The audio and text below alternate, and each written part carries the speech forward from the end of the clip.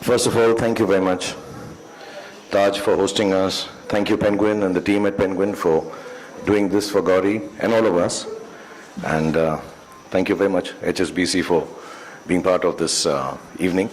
And thank you, everyone here, for waiting. And by normal standards, I should have no choice not to come here. My wife is launching a book. I have to be here. But there are reasons which are a little more pertinent than just the book and just a launch of the fact that she's designing houses and restaurants and hotels, and except my rooms in my house, she's designing everything else around the world. But still, I'm a forgiving person, magnanimous by heart, so I will take that. But having said that, the book does contain a few things that I would like to mention, even though it may sound strange because she's my wife and we've been married to each other for over 30 years, and it becomes the duty of a husband to talk like this, but only as an individual, because me and Gauri have known each other. She was 14, I was 18, and we've known each other for years. And sometimes when you know each other for very many years, a sense of appreciation for each other's work starts diminishing because you take it for granted. I've been doing what I do for a long time, and Gauri has played her part in the best way possible. We've raised 3 beautiful children. She's been a wife of a movie star who became extremely popular because of the grace of God and people like Suhail. But there was a passion she always had. There was a sense of creativity. There's a little mediocre sense of creativity in our whole family, even the little 10-year-old. We do dabble with paints, we do think we can do a little bit of music, little, not outstanding. And Gauri was also part of the journey, that she's always been a little creative about things, how she would do up a space or do a little drawing or a painting. And I think for about 25 years of her married life, or at least 23, 24 years of her married life, we were just so busy settling down in Mumbai, and this overwhelming response we got from the profession that I am in, just to deal with it and lead a normal life, bring up children, that she never realized that there was an aspect of hers which needed to have some kind of life or some kind of, give vent to it. This book, I think, stands for all that. It doesn't make a difference to all the youngsters, all the people who miss out on a dream of their life to be creative. You can start at any age. I think Gauri started mid-40s. 40, okay, only 40. She's 37 now. In our family, we age backwards. So yes, at 40 she started doing this, at a time when I even told her that, listen, should I be helpful? I have some friends, we can talk to them. And she said no. She started a small 10 feet by 10, 20 feet shop somewhere down in Parel, Lower Parel. And she worked it all out on her own and continued doing what she does. And when I asked her now, years later, because she is genuinely the busiest person in the house now, compared to me, my son, my daughter, and the little one, and my sister. And we're like, what are you doing the whole day, and why do you keep doing so much work? And she says, because it satisfies me. And I think this book stands for that you follow your dreams, do what satisfies you. The material end of it all is not so important. We have dinners at home, which is, we don't have any choice in that. We all have to have dinner together. And on those dinners, we discuss how was your day at work. And at the end of the dinner, the discussion is, it was a satisfying day. Because she believes a satisfying day is a happy day. And at whatever stage, whatever age you are trying to follow your dream, at the end of it all, it's very important to follow that, is what we've learned from Gauri. And I hope everyone who reads this book, of course it's got lovely designs, it's got pictures of the family, it's got some stuff written in it which I don't understand at all. But it can augur well for people who feel that the dreams have passed them by, and they can come back to it and try it at any age without any formal education, which she could not get because she got married very early, but still make something come out of it which makes you satisfied. So thank you, Gauri, for giving us this mantra of success to the family. Thank you, Ashwarya, and thank you everyone at Penguin, and thank you for all of you to come here and be part of this. I'm extremely happy and I'm extremely satisfied that I'm here when she's launching this book. Thank you very much.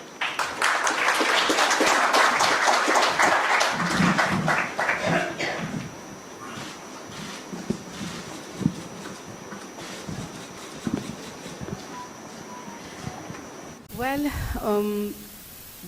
the book is more about design, as you know. Sharukh has already told you. Well, it charts out my journey as a designer. Anyone who's interested in design or they want tips on interior decorating their homes. So I've just compiled everything together for people to go through design and whoever is interested. And you know, basically when I chose this profession, designing homes, bringing them to life was extremely satisfying, exciting, and seeing a smile on the client's face it just gave me so much joy that I enjoyed it so much. I said I have to pen down all those thoughts and you know, all the designs all under one book, you know, so I decided to just have it all together in this book. So that was the reason to just have this book put together. Yeah, and looks gorgeous. You also mentioned in the book that probably the first project that you worked on was to redesign your Delhi home, and you also designed Mannat, where you currently live with Sharukh and the kids. So what are your favorite spaces, Sharukh? Is it okay if I talk in between, or it's Yes, no, it's a conversation, so no, please butt in. If it's a show, I can just sit and look pretty. No, I was going to ask you, this question was for you, and both of you can chime in. Okay, I just want to say that, you know, when we bought the house we live in now, it was way beyond our means, and being from Delhi, one was used to living in bungalows. One did not realize that Mumbai has a whole system where apartments are even more expensive and bigger, but we are not used to it. Not because I was very well off, it's just that everybody in Delhi seemed to have a bungalow. And we'd come from there, and we used to live actually to the house next to Taj, right here, Billy, and which was my director's house. He had lent it to us and said, you stay here as long as you're making films. And we had not too much money, so whenever as soon as we mustered up some money, we said, we'll go and buy this bungalow. And it was way beyond our means. But we managed to buy it, which was one thing, and then you had to rebuild it because it was quite dilapidated and kind of broken. And then we didn't have money to furnish it. And of course we called one designer. The lunch that he served us, telling us how he'll design this house, was way more than the salary I used to earn in a month. And we're like, this guy's gonna charge a lot. So how do we do this house now? We bought it, what do we do with this?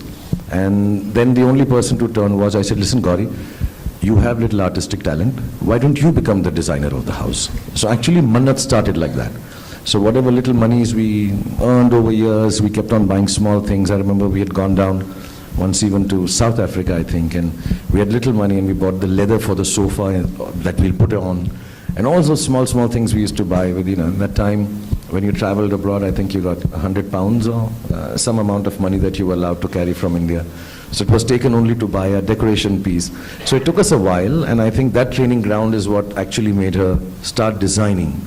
You know, because Mannat is, if I may say, a little big.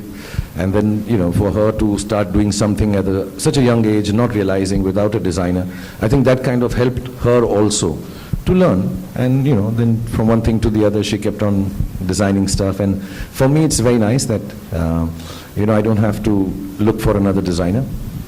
I can scream and shout at her, oh, this is not nice, you change this and all, which I've never done. I'm just joking. I just wanted to say it here in public. And, you know, it's just easier to discuss what we want because I also have a thing that things should be clean and nice. So I think she started with that whole aspect, and then, you know, she's gone on to design any and everything that we buy now, so yeah. So what is your favorite space in Mannat, and, you know, where you like to hang out? Or? Contrary to popular belief that I spend a lot of time in the bathroom, I do like my library the most. And there's a section in the house which is kind of my office, which doesn't have any electronics, and it's a library. which I just like sitting in. It's been long since I've read the books in it, but it just feels very intellectual and smart. A lot of people get fooled when they walk in and they say, "Oh my God, you read them all?" I say, yeah, 70% of them. Well, the book has actually, a lot of different things, like I was mentioning in my introduction as well, from technical aspects, about textures, colors, lighting, to so many other things that you talk about in terms of your projects and people you've worked with along the way. So tell us a little bit about, the contents of the book. The best part of the book, I would say, is the family pictures we've done together. To get all of them under one roof. The kids, and it was easier to get Aryan's, Shahrukh's date. We were just waiting for Aryan's date all the time, that when is he going to give me time, and when is Abram going to give me time to get this one picture together. So that's what I've really enjoyed, apart from design. And I believe you did that twice. Yes. Right? Because there was one photo shoot that we Yes. did before the pandemic, and then there was a little bit of gap because, there was the pandemic, and Gauri said, but he looks very different now. He's grown up. Yes. So we have to shoot again. We had to do that. Who, me? Of course. I thought you were reverse aging. She's talking about Abraham. Growing up. No, Abraham today. He looks grown up now. Let's do another photo shoot. Yeah, so the book has some of my favorite projects, which I've been working on for so many years. And I recently did this show, which transforms homes within 5 days. And it was a unique concept, and we really enjoyed, putting that show together. So I've spoken about that, and we've shared some beautiful images. Recently, we've also done some, product design for accessories, and we have put that on Tata Click. That has been like one of my most exciting, ventures lately. Suhail is very happy to hear that. On Tata Click, I'm there on first. So, I'm better looking than you, bro. Looks do everything. Who needs talent when you look like me? yeah, so, and of course, most exciting was Sharukh's forward in the book, which I think you've... I think it's very, it's you, it's different, it's revealing, but it's also fun to read. And the book has a lot of, it's very, we've made it's lots of images, lots of fun photographs of the kids, and apart from design, because it's about my life in design.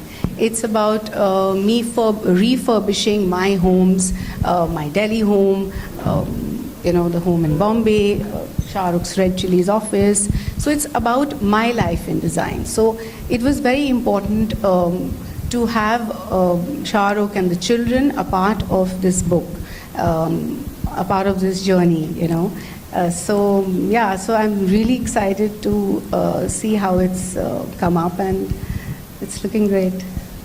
So we have copies here for all of you. If you want to get a copy and actually read the book, please go ahead, and we have a counter at the back. But before we close, I wanted to ask you about a challenging project perhaps that you worked on and you still remember. Yes. Yeah, so every project is dear to a designer, and they make sure that, when you're working on something, whether big or small, whether it's one room or it's 50,000 square feet, each project has challenges, and we have to give it our best. But working through so many years, again, I would go back to Red Chili's, which is Sharukh's project.